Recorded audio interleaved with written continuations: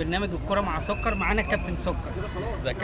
كابتن سكر، احنا بنقول لك مبروك الفوز النهارده. الله يبارك فيك يا كابتن. والمنافسة احتدمت قوي في المجموعة ما بينكم وما بين فريق فيوتشر والماتادور، والنخل بقى بعيد عن المنافسة.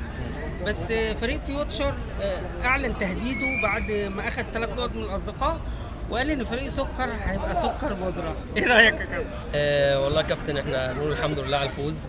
احنا القرعه ما خدمتناش، بحيث ان احنا لعبنا الفرق الثقيله في المجموعه، واحنا في كل المباريات كنا بنتقدم الاول، ولكن بيحصل الشوط الثاني ان احنا كنا بنخسر عشان الفرقه بتاعتنا ما كانتش بتبقى كامله. من المباراه اللي فاتت اللي هي مباراه النخل كنا كامل عدد العشرة بتوعي جم، فكان اتقدمنا في المباراه، وبعد كده حصل نفس السيناريو بتاع كل المباريات، ان احنا كنا خسرانين 2-1، ولكن عشان عندي تغييرات وعندي ال10 لعيبه كانوا موجودين، قدرت ان اعمل تغييرات في المباراه، والحمد لله كسبنا المباراه دي 4-2. وكنا احنا من المباراه النخل عندنا المباريات الاربع مباريات اللي فاضله مباريات كؤوس، لان احنا لازم يعني نكسب المباريات الاربعه بغض النظر عن نتائج اي فرقه ثانيه، اللي احنا كده نصعد باذن الله اذا كسبنا المباريات الاربعه بتاعتنا ان شاء الله المباريات اللي جايه. فاحنا كسبنا الحمد لله مباراه النخل، وكسبنا النهارده سيدي بشر. فاضل لنا محطتين، عندنا محطه الجزيره وهي المحطه الاصعب.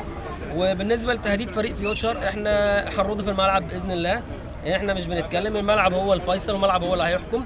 المهم احنا ان شاء الله ربنا وفقنا باذن الله في ماتش الجزيره، ان شاء الله ده هو الماتش ده بالنسبه لنا نكون او لا نكون، عشان نبعد بعيدا عن الحسابات الكتير، نحسم ان شاء الله يعني الصعود باذن الله من المباراه اللي جايه، وتبقى مباراه فيوتشر ان هم عندهم برده مباراه صعبه مع الابطال، والابطال يعتبر برده من اوائل المجموعه من الفرق اللي صعدت وفرقه قويه جدا.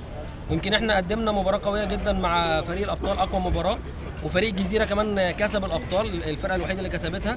فالمباراه اللي جايه مباراه صعبه، احنا عاملين استعداداتها ان شاء الله، وباذن الله يبقى لينا المكسب في المباراتين الجايين، ونصعد بغض النظر عن اي نتائج ثانيه ان شاء الله كده.